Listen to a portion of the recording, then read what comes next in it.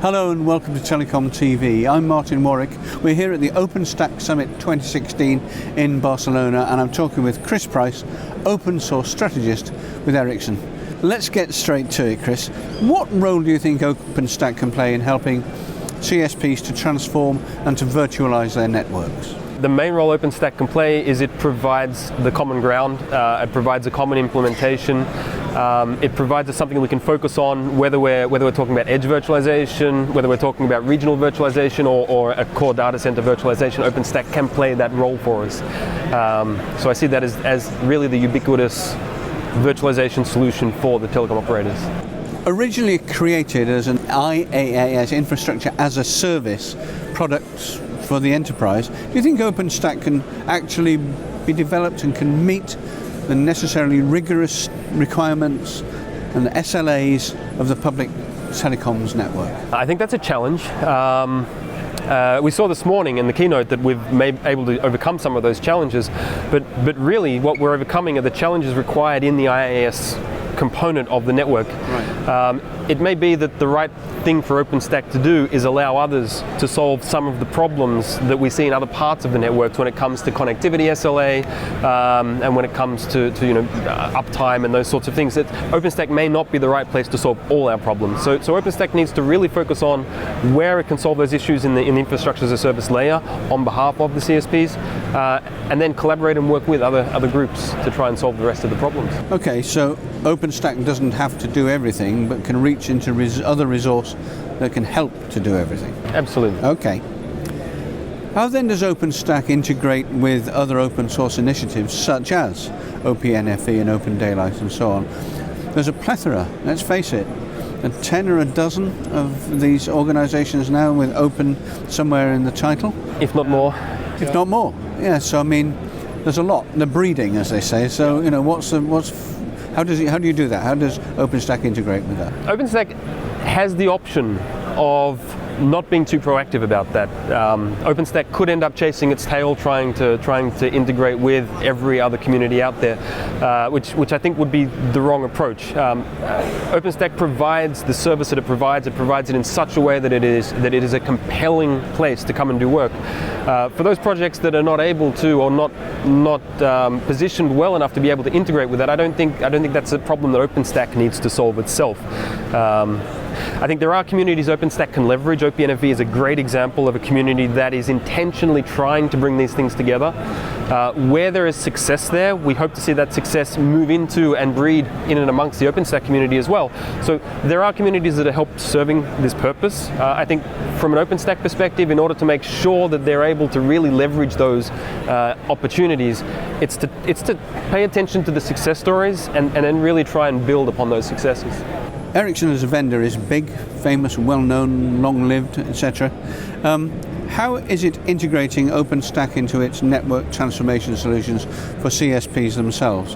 And can you give us any real examples that you're allowed to tell us about? Ericsson sees OpenStack, obviously we're here, we're participating. We see OpenStack as playing this virtualization role for the telecommunications industry. So we're very interested in bringing capabilities to OpenStack and also in making those capabilities available to our customers, the telecoms operators.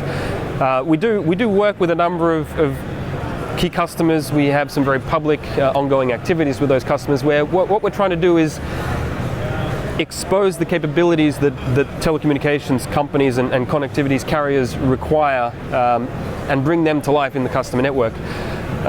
From the perspective of, I don't necessarily believe that this engagement with this customer or that engagement with the other customer is really the key point that we need to focus on. The key point here is that it's happening customer by customer, and it's building towards a virtualization platform that I mentioned before will be ubiquitous within the 5th generation network. So the view here is that OpenStack and the communities around OpenStack and the capabilities that we're bringing through for carriers can form this common virtualization platform that's going to serve Internet of Things, automotive industry, all of these general carrier industries that have been supported for years as that common platform. As this transformation continues to take place, I note, and a lot of other people note too, that much of the discussion is centered around enterprise networks and what might be described as the old-fashioned telecoms networks.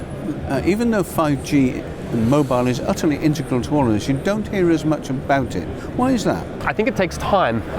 As an industry, and when I say as an industry, very broadly, as an industry, it takes time to converge. We have enterprise entities. We have residential entities that look after this market and this industry. Bringing those together under a banner like 5G, where we don't see access as differentiated anymore, it takes time and it takes proof points. We need to be able to prove that we can use similar technologies regardless of the access technology in order to be able to deploy services in a consistent way. I think it takes time. Coming from China, where I was attending a 5G network with China Mobile, one of the really common themes there was access should not be in its own right anymore. I mean, each access needs to fit into a bigger picture. There needs to be a consistent view on this, and I think as long as we treat 5G as an entity that can bring the industry together, we can allow it to do so. Do you think 5G, or the proponents of 5G, or players in 5G, are actually putting their own side and playing their own part in doing it as well, or do you think they're being a little standoffish? It's a little difficult just to throw everything on the table, especially with histories and different competences in each domain, right? I mean, you throw everything on the table and some key competences may be trivialized and lost, sure. which is bad for the industry. So I think it just takes time. I think we have to play our cards slowly. We have to bring the industry together. That's happening already. It's obvious that it's happening already. There are a number of cross-SDO workshops occurring. There is consistent engagement with various communities from amongst these broad set of access types. So I see this happening already, that we are starting to converge, but we do have to respect the different technologies, the nuances of those technologies, and make sure that we expose that through the next generation. And even though NFV, SDN clarification, its network transformation has come about really in the last 3.5-4 years, it is a long-term project, and I mean the start's been remarkably quick. And what I like about coming to OpenStack events like this is you see a different aspect of the industry in the fact that you're surrounded by 5,000 developers who are, shall we say, a lot of them somewhat eccentric and they're not suits anyway, are they? No. So it's always very entertaining to wander around and see people who see the way they behave and what they're doing. But you know there's a lot of work going on there. And as usual, Chris Price, thanks very much. You're welcome. Thank you.